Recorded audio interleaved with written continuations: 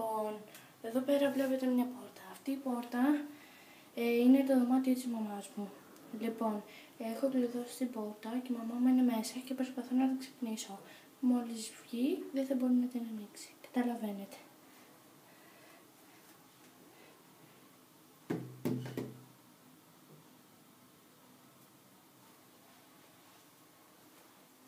Θα πάρει κάμποση ώρα, αλλά μπορεί και όχι.